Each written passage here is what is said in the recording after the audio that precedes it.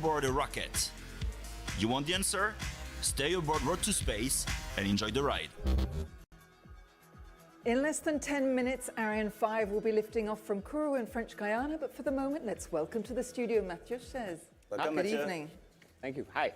Mathieu, you've been working for Ariane Group for the last 18 years. You are part of the Ariane 6 development program, but we'll talk about that later. For the moment, Hola we have a gente, ¿qué question tal? for you and Raphael ¿Cómo from andan? from our social networks, which should be coming up just behind me here. This one is from Daniel Fisher. Aquí andamos un día más Do compartiendo un Arianespace and lanzamiento, ESA have a transmitiendo un defined opinion lanzamiento. about the precise altitude where space begins? 100 kilometers or less or more? Well, this question probably refers to the recent debate there was between two entrepreneurs that went to space.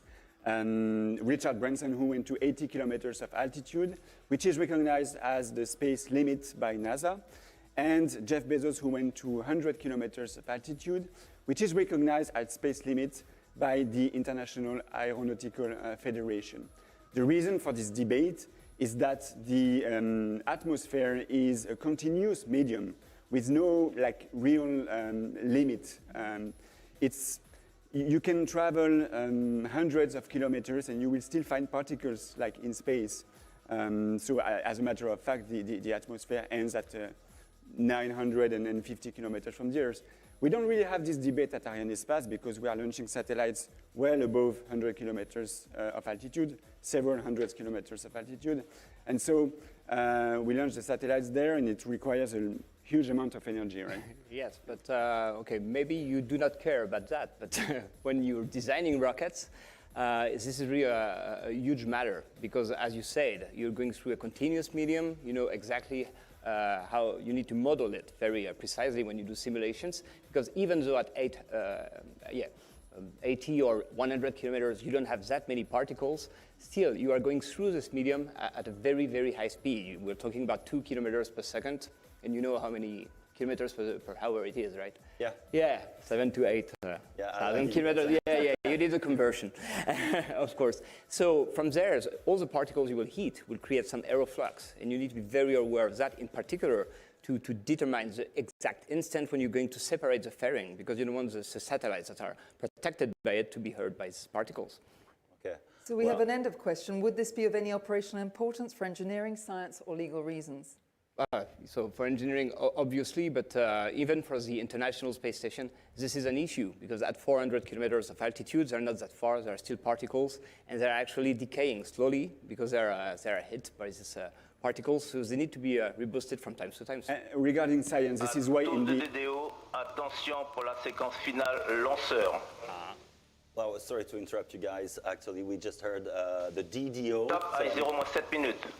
So it's 7 minutes away from the launching. Amandine, can you explain us who is this guy and what is this announcement? Okay, so the DDO is the Range Operations Manager. And so tonight, as I am, he will be connected with the Telemetry Control Center. He will receive all the information so that we can follow what are the main milestones during this flight and that we are on track regarding the launch. So now we enter the synchronized sequence, so that means that we are good to go. We will get the launch vehicle ready for liftoff. We will perform the isolation of the ground vehicle, of the launch vehicle from the ground. If we are green to go, that means that I don't remember, if you remember, there was the panel behind you with all the greens. So that means that the space base is green. So space base ensures the means to track the launch vehicle and also the safety, the security, they monitor the safe weather conditions. We have, of course, the launch vehicle. And the weather is important? Weather is even really to launch important. a rocket? It's really important. It's really important at liftoff. I ask you that because we can fly with planes on every weather. Yeah, so. lightning are monitored because you don't want any kind of explosion at liftoff. And after that, you know, the trajectory is computed following certain conditions for the forecast. And you don't want to have, for instance, high velocities for the winds. Because of that, otherwise you would have some risk towards population. And so the last green that you need, of course, is the one from our customers. So now, this is the final autonomous sequence. Everything will be transferred to give autonomy to the launch vehicle. It will be isolated from the ground. We will give the power to the launch vehicle. the launch vehicle will be the brain of itself, and it will be ready for the liftoff with the last operation, the preparation of the ignition of the main stage. Okay, I'm sorry to interrupt you because I have the clock over there. We are 5 minutes away from the liftoff. Let's go to Kourou and let's go to the Jupiter control room to see what is happening over there. Hello, Cyrielle. Good to see you. You are our correspondent for Arianespace tonight, and you are going to be reporting for us from behind the scene in this famous Jupiter control room. Well, my question is simple. What is that room? I guess it's what we see behind you. Hello, Baptiste, and welcome. Yes, as you've said, I am in the Jupiter Control Center, and more precisely in what we call the fishbowl. This is the place where we receive all the information regarding the spaceport and the Ariane 5 status. But they are in charge of coordinating and monitoring. They are in charge of coordinating and monitoring telemetry, weather data, telecommunication system of the Space Force, and so many other things. Now, right here on the second row, we have the satellite operators and manufacturers. They are here to monitor their spacecraft, and afterwards, they will confirm the acquisition of the signal, which then means that the satellite is fine. Next to them, in the middle, we have the CNES and Arianespace launch managers. That is where DDO is sitting. He's the one who gets to say the final countdown we are all craving for. Next to him, we have Arianespace mission director, the conductor of the mission in charge of coordinating all the actors of the launch campaign. Now, all the way in the back, you have the authorities overseeing the launch. On the right, we have the one from the CNES, and on the left, the one from on the right, we have the one from ESA, and on the left, the one from the CNES. Now, let me take you to a very special place, Arianespace's den. So, this is where we have the area dedicated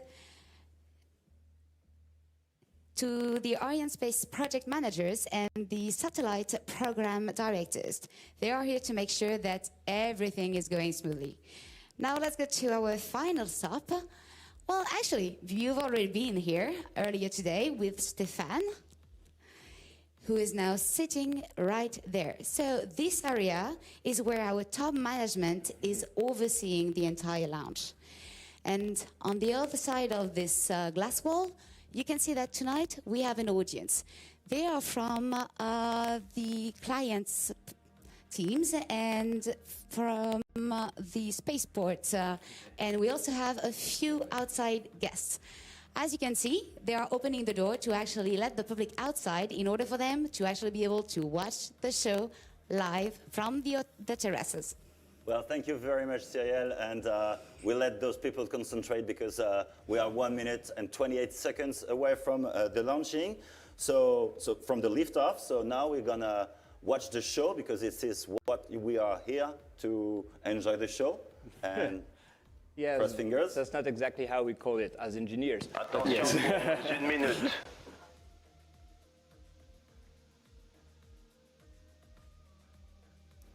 Perte de la mission sur l'Andatel. Top à 0, moins de 1 minute.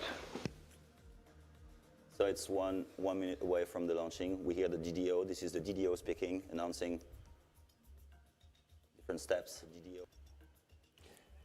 And we will have the countdown within a few seconds. We have 45 seconds from the liftoff. 40 seconds away, wow.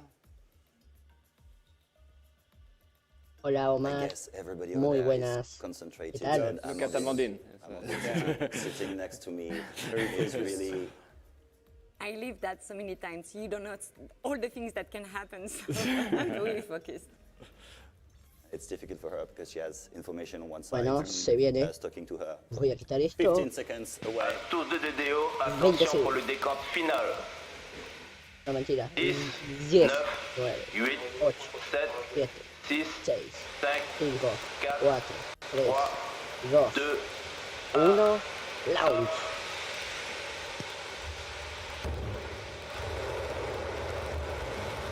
allumage Vulcain. Allumage EAP, décollage.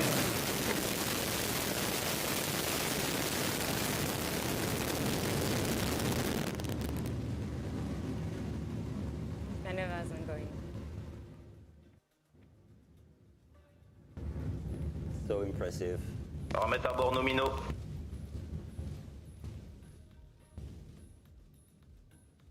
Well, we have just seen Ariane 5 disappear towards space. Do stay with us, everyone, because Trajectoire what's going nominale. to happen next is as crucial as the next launch. This is, of course, the moment when the two satellites, Star One D2 and Eutelsat Quantum, separate from the launcher and are placed into orbit. Propulsion But nominale. that's not all, is it, Baptiste? Yeah, I guess it's not all. I was really watching at those Me too, impressive images. And Impressive to answer your images. question, I'm going to ask Amandine. So, Amandine, how many kilometers does Ariane 5 travel before nominal. the launching of the satellites? So in fact, Ariane 5 is not going to go to the geo orbit, this orbit of interest. That would be quite a journey. So we are going to the GTO orbit, so the geotransfer Bueno, orbit, lanzamiento which is an nominal. ellipse around the Earth, which El lowest point vehículo ya is va a close to the 21 Earth. And kilómetros so de this is altura. where the upper stage is going to get us. We will reach roughly an altitude of 650 kilometers. Propulsion nominale. And this orbit, as an interest, the highest point is located at the same radius of the GEO orbit. And so that will be up to the customers once they are released into the GTO orbit to get to the GEO orbit and to do the final maneuvers to circularize the orbit and be in the GEO orbit. I guess, and I hope everything is calculated and programmed. So what is the role of the team in Kourou right now? So everything is pre-programmed on board, but you remember I talked about the onboard computers. So the launch vehicles knows exactly where it is located, what is its acceleration and velocity. Yeah. And so it will reach the orbit by recomputing the orbit every time in order to get the maximum performance and the best accuracy. Right now, the main active people in Kourou, you don't see them, they are in the Séparation EAP. We did have an important event. I have the confirmation that we have the EAP separation. It's the booster separation. Yeah, the booster separations. Yeah, booster have been separated. So that's at 2 minutes 20 is the time when the two boosters leave the rocket. Why is it specifically 2 minutes 20? Could it be earlier or later? Yes, it can, because I was talking Propulsion about the nominale, onboard trajectoire computer. nominale. And so you trigger the separation of the boosters when you do no longer need them. So that means that they have done the job in showing most of the power that you need to escape from ground. And so by recomputing the trajectory, there is a point at which you know that they do no longer push because the acceleration is low. And so the onboard computer is going to trigger the separation of the boosters. And so roughly, usually it happens within a few seconds in comparison to the prediction. And now we will be witnessing the next step, I guess, I hope. I did have the Séparation confirmation, coiffe. so now it's the separation of the fairing. So the fairing was there to protect the satellites from the acoustic in ground, because the liftoff creates a lot of noise, and from the atmosphere, as it Separación was de las mentioned cofias by Mathieu del and Raphael. orbitales. And so we separate the fairing, same the onboard computer, we compute everything, knowing exactly what is the velocity, what is the altitude. It can recompute the flux. And when we are under the threshold, the maximum flux that we authorize for the launch vehicle and for our customers, the onboard computer triggers the separation of the fairing. Okay. I guess now, more or less, Ariane 5 is out of sight. How will we keep the link? How will Kourou keep the link with the rocket? We will keep the link with the rocket thanks to a network of ground stations, which are in visibility with the launch vehicle. They receive what we call the telemetry of the launch vehicle. Telemetry are the key flight measurements from the launch vehicle. And you have a team in Kourou, you were asking me the questions, which is located in the first station, the one in Galliot. And they will receive all the telemetry of the launch vehicle. They will process it, analyze it, and make sure that it is coherent with what was the forecast. And they will give us and give me and give the DDO tonight all the main milestones. Okay, so they're analyzing the data. Exactly. Actually. Okay. And after that, Ahora, the launch vehicle will be tracked by another network of stations. So it will be followed by Natal in Brazil. In the Atlantic Ocean, we will have Ascension. We'll talk about that later, because I think we will follow every step. Yeah, we will. We understand that the launcher is in full flight now. So what is its speed? What is its altitude? How fast is it going at the moment? So right now we are at an altitude of roughly 160 kilometers, and the speed is above 3 kilometers per second. And Okay, so to explain the audience, you have all the numbers, all the data in front of you. We do have the data. And so what is worth mentioning is that now the mass is only of 160 tons. And before it was what, 775 tons? Yeah, so it's enormous. Reason for which we separate these boosters, because simple rule in space, the lighter the better if you want to get faster. Okay. Lighter, higher, faster. Okay, I understand. It makes me think of a song, Daft Punk song. Yeah, that's it's same for me. Side subject. Mathieu, let me ask you a question. When we were preparing this show and we were talking about the VA254.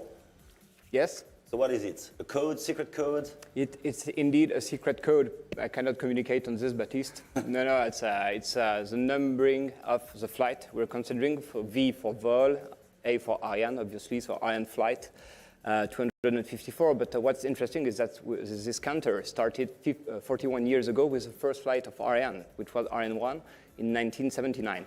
On the 24th of December. December, yeah, because we launched on Christmas Eve when necessary. That was the birth of Ariane was on Christmas Eve. Very nice. So for Christmas time, you watch the launching of the rockets. No, so it's kind of a good present. Yeah, but I was not born. I'm a bit surprised. No, I was born a month later. So now we are following the next steps, and we are about 7 minutes after the launching, and now you were talking about the bases on the ground on Earth, which are linked to the rocket. So now, who are we linked to? Where are we linked to? We will probably approach Natal. We will approach the visibility of Natal, yes, indeed. And so that means that we are along the path away from the American coast. Okay, so what is Natal? Natal is a ground tracking station in Brazil. In Brazil, yeah. Yes. And so now we're waiting the DDO announcement that would specify that Natal is linked to the rocket. Yes. I didn't know. Any news? And so no. what?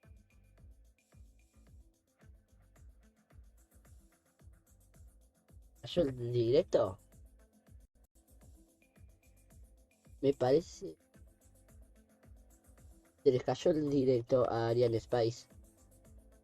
Confirmado.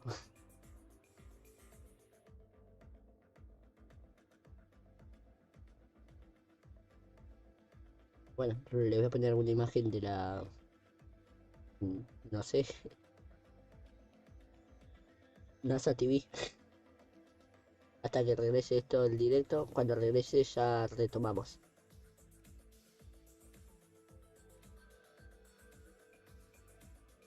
No, pantalla en negro se queda.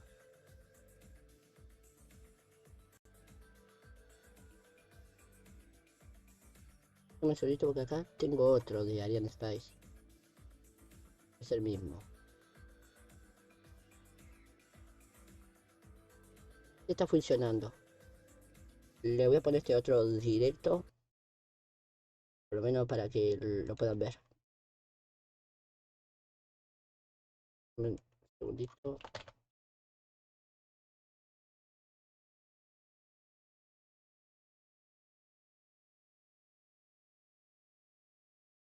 Aguanta un segundo que regresó An el intense directo. moment because cryogenic ignition in the space conditions. So now we enter the second propel phase with the upper stage that will get our customers to the final orbit, the GTO orbit. Okay, well, thank you very much, Amandine. We keep on focusing on all those important information. Thank you, Amandine. Thank you so much for all that. Well, we are now less than 20 minutes away from the separation of the first satellite, and of course we'll be going live from the Jupiter control room in Kourou. But for the moment, let's now focus on today's passengers. 2 telecommunication satellites. How do they work? Well, the answer is in this short report, guys.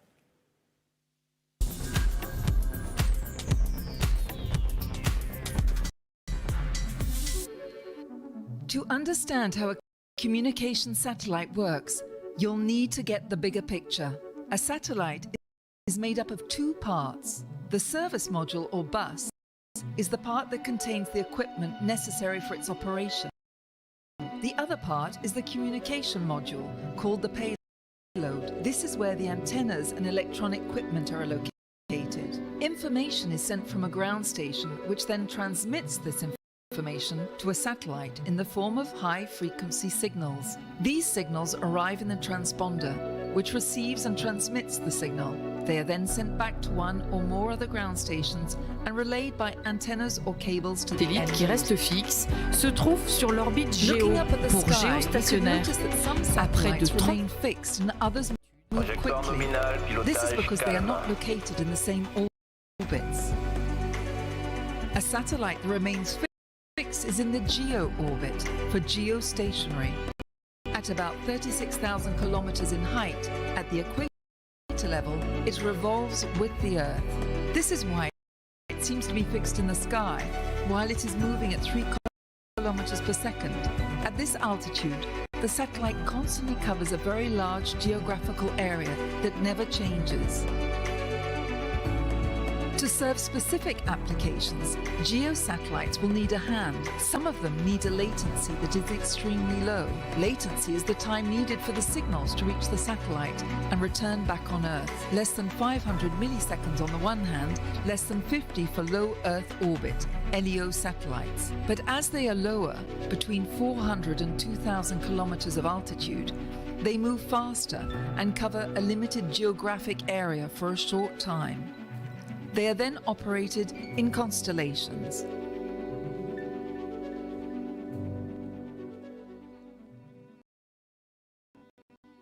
Well, Raphael, watching this report, we understood that the future of satellites is, in a way, in constellation.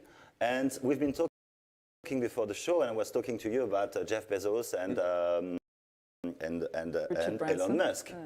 Elon Musk and Jeff Bezos. I heard they plan to send more than 45,000 satellites. My question is there enough room over there?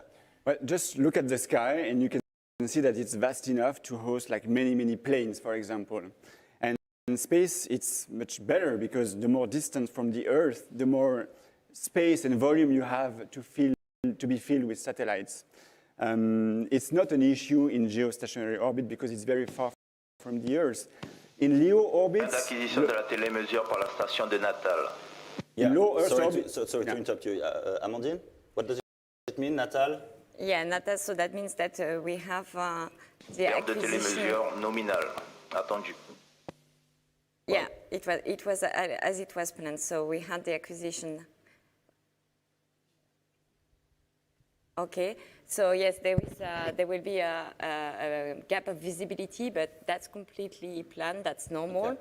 And so during this phase, which is a quick one, all the data will be recorded on board. Okay. And so they will be transferred down to the next one station. Acquisition de la télémesure par la station d'Ascension. So Ascension will recover whatever has been downloaded, and it will be analyzed by the team. Well, okay, everything is perfect. I'm sorry, we can go back to that question. Is there enough room over there? Yeah, I was saying that the low Earth orbit is more like constellations, and I think that the main issue is to really set common rules in order to regulate the traffic, like we do it on the road and on the seas, in the air, of course. And the main challenge is to do it in a sustainable way. And in order to really avoid the satellites to collide with each other, that would generate many debris. And of course, that's not good in order to continue to do activities in space. Okay, and just one quick question. I feel I have everything I need with my phone. What satellites and constellation can give me more. This is because you live in Paris, a big city. And so, yeah, no, I mean, satellites are like a very good, even in big cities actually, satellites are good solutions to bring resilience to terrestrial networks. But it's also a matter of sovereignty for states, and this is why the European Commission is working on its own constellations of satellites in order to bring internet connectivity to European citizens. Okay, well, thank you very much, Rafael. In less than 15 minutes, we'll go back to Operation Room in Kourou to watch the next stage of the mission. That will be the separation of the first satellites from Ariane 5. But before this, let's now focus on something which we are all eager to hear more about. Of course, I'm referring to Ariane 6. Ariane's group next generation launcher. Let's look at this report and we'll talk about it afterwards, so sit back and enjoy.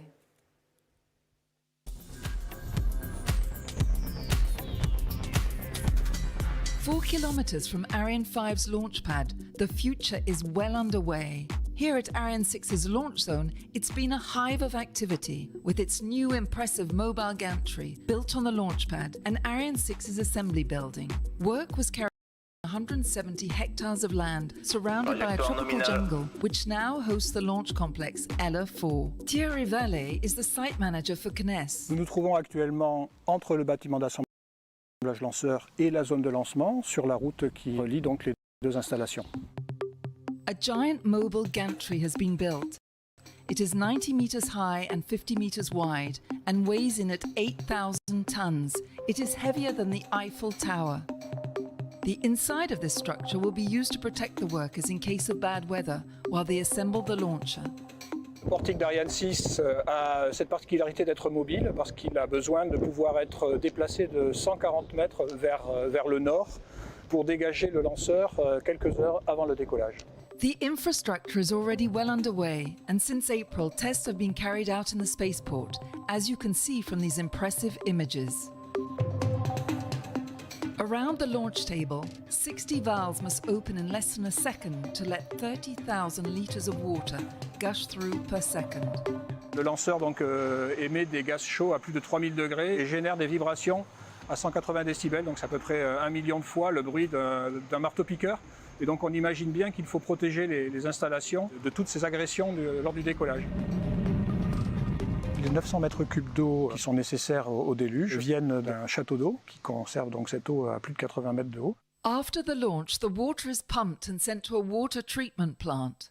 Tous les paramètres naturels de l'eau vont être vérifiés et contrôlés. Et au bout de 2 semaines environ, donc l'eau pourra de nouveau être relâchée dans le milieu naturel. In the meantime, the launcher is also getting itself ready. Ariane 6 has just passed its biggest technical challenge to date, the engine tests, which were all successfully completed. Tous nos systèmes propulsifs ont terminé leurs essais de qualification et on a maintenant devant nous la démonstration que ces systèmes propulsifs fonctionnent dans leur environnement du système lanceur général. Ce sont les essais à feu à Lampolshausen et en Guyane. Les deux grosses innovations, c'est sur les boosters à poudre avec une enveloppe composite. Et l'APU, ce système cryotechnique du Tyrol, est unique au monde. Arianespace, lo poco que se vio, pero bueno. Pero los espero para el siguiente directo. No sé de cuándo será. Y directamente. Bueno, déjenme que busco acá a ver el calendario de lanzamientos y ya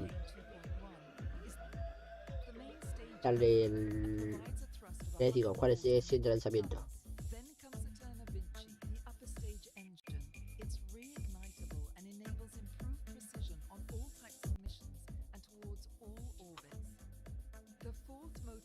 Bien.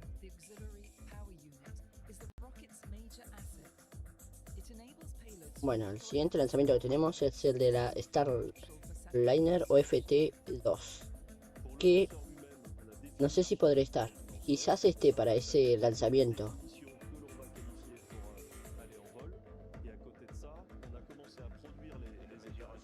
Es el que se iba a hacer hoy a las 2 y algo de acá de Uruguay, 2:20 me parece, se pasó para el 3 de agosto, el martes.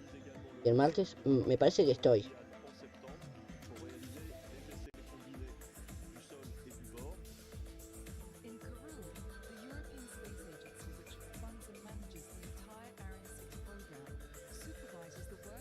Ese lanzamiento estaría bueno que yo lo retransmitiera así, porque es un lanzamiento importante hacia la estación espacial.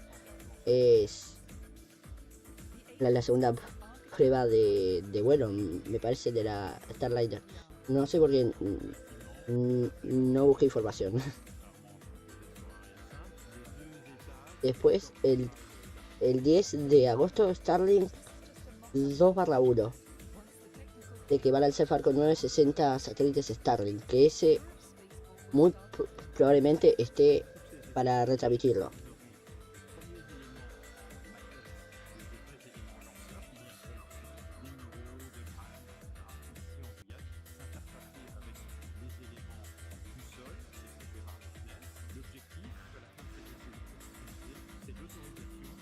Bueno, de última, si estoy, lo voy a poner en el canal ahí para que salta de como directo programado. Y bueno, nosotros nos reencontramos en el siguiente directo y nos vemos hasta la siguiente. Adiós.